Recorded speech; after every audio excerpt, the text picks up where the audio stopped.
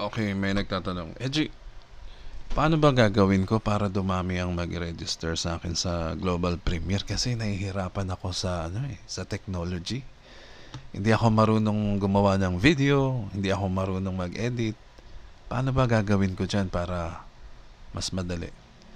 Okay, ang solusyon dyan, actually, lahat ng negosyo, kaya nga inuulit-ulit ko to, lahat ng negosyo, no, kailangan may landing page. No, may landing pages na ginagawa sa internet for marketing, no? Ano bang purpose niyan, Eddie? Yung landing page na yan. Ito yun landing page, no? Ito ay may video, may kaunting information about dun sa product or services na pinopromote mo. Andyan ang call to action na button na pag-click ng iyong pinagsharean ay pupunta yan doon sa product o services ng na pinopromote mo mismo doon sa website o sa landing page din, no, ng company na sinalihan mo. So ang mahalagang purpose ng landing page ay para hindi ka na mahirapan mag-download ng video ng ibang tao, mag-repost, mag-edit, mangopya. Hindi mo na gagawin yun. Napakasimple, napakadaling step lang ang gagawin mo dito. Basta kunin mo yung video ng ibang tao. Kunyari ito, no? Kukunin mo yung address niyan sa YouTube. Madali lang kumuha ng address sa YouTube. Don't worry. Ayan, kunyari, ito yung tao na gumawa ng video, no? Alangan bang i-download mo yan? Siyempre, magpapaalam ka muna sa tao o kaya kung pwede ba i-download dyan, pwede ba i-repost, di ba? Ganon, hassle, no? Samantalang dito, pag nasa landing page mo, sa yung landing page ha, ang video ng tao na may-ari, okay, pag nasa landing page mo yan, hindi mo ninanakaw o hindi mo kinuha yung yung video niya.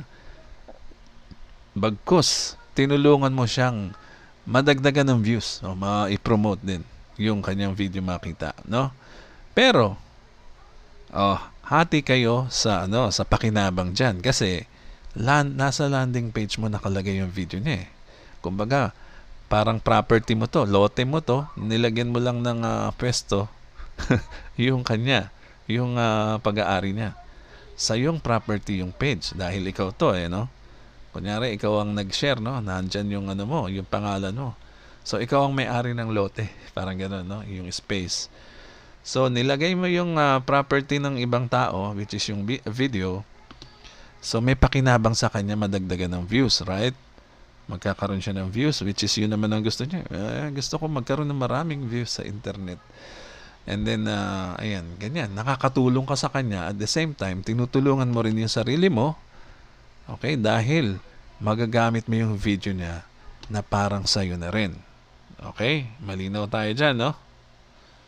Kasi pag-aari mo to, ibig sabihin, pag clinic ng tao to, mapupunta sa'yo yung registration. O ikaw ang magiging under. Ikaw ang under sa magre-register. O, diba? Andyan yung copy link na yan para ma-share, madali ma-share. Andyan yung home na nakakonect lahat yan sa may-ari ng landing page. So, napaka-safe pala mag-share ng video ng ibang tao at napakadali kung gagamitan natin ng landing page. Tanong niya naman, paano kung i-click nung aking prospect yung tao na yan, yung nag-create, ayan, siya yung nag-create ng video pag clinic niya yan, nakaprotect din yan na mapunta sa'yo dahil haharangin ng landing page. Kiklikin niya, saan pupunta? Tingnan natin ha.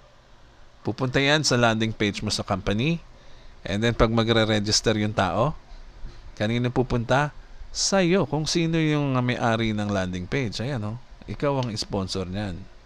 Kung sino man ang nilagay na sponsor dun sa landing page, sa'yo yun, no?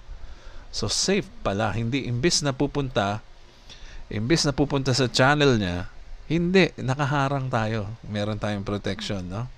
Nakaharang itong landing page na to. Hindi mapupunta sa kanya, no? Kasi ganito, pag nag-share ka ng video ng ibang tao, no? Sa let's say sa YouTube, Shinare mo lang yung yung video, kinuha mo yung link, shinare mo sa kaibigan mo. Ang potensyal na mangyari diyan, pupunta yung kaibigan mo dun sa channel nung may-ari ng video at baka maagawan ka. Kaya sinasabi ko sa inyo, mag-ingat kayo sa pag-share dahil yan ang nangyayari, no? Hangang-hanga ka kay Upline. Upline, ang galing mo, isi-share ko yung video mo. Hindi nyo alam, no? Hindi nyo alam, tinulungan nyo pa sa Upline na kumikita na ng malaki, lalo nyo pang pinapalaki yung kita niya dahil sinishare nyo yung video na hindi safe. Wala kayong landing page. Okay, naiintindihan nyo na yan? May mga buttons dyan sa YouTube na pwedeng puntahan, no? Ito, nakaprotect din yan. Ito, nakaprotect din yan. Ito, nakaprotect din yan. So, dahil sa'yo dapat mapunta, hindi dun sa may-ari ng video, no?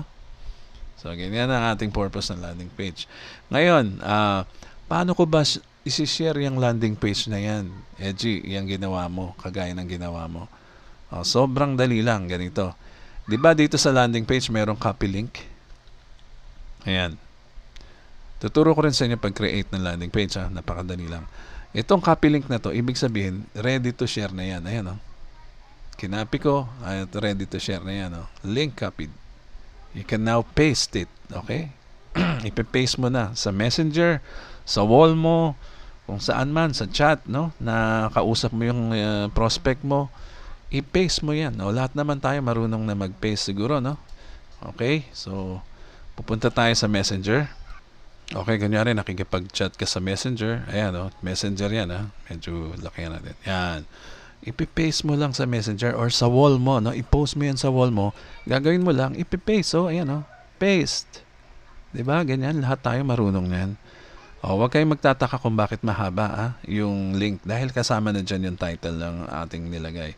So, pag sinubmit mo yan, ganyan ang magiging itsura, Ayan, kasama yung title dun sa link na yan. Ito, parang magulong letra na yan. Kasi ito yan. So, ayan. Pinost mo yan, isinare mo sa kaibigan mo. Ngayon, pag click ng kaibigan mo, anong mangyayari?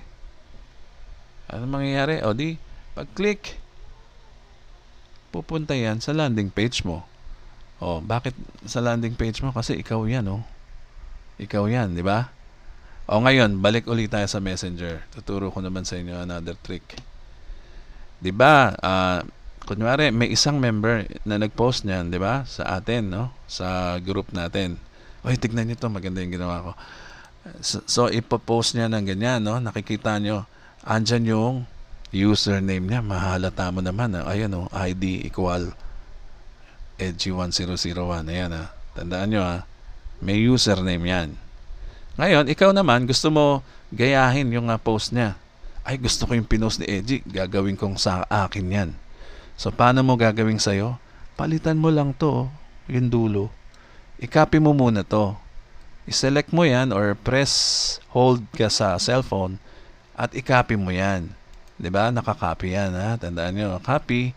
And then, pag pinaste mo yan sa kaibigan mo, siyempre, Edgy pa rin ang nakalagay dyan, Papalitan mo na yan ng username mo. Kunyari, RTG8 ang username mo. Pinalitan mo na, i-share mo na sa kaibigan mo. Wala nang iba-ibang proseso pa, na pagdadaanan. Diretso, sa'yo na yan. Mapupunta na sa'yo yung prospect mo sa landing page mo mapupunta, Pag-click ng prospect mo, ayan, nasa landing page mo na yan. Dahil nga nagustuhan mo yung pinost ni Edgy, ikaw naman na nag-share, pangalan mo naman ang nandyan. Okay? So, paano mag-create ng landing page, Edgy? Madali lang. Panoodin nyo yung, yung previous video ko dahil mahaba na to. Okay? Na pinost. So, yan lang po muna. Ito po si Edgy Garcia. Maraming salamat po.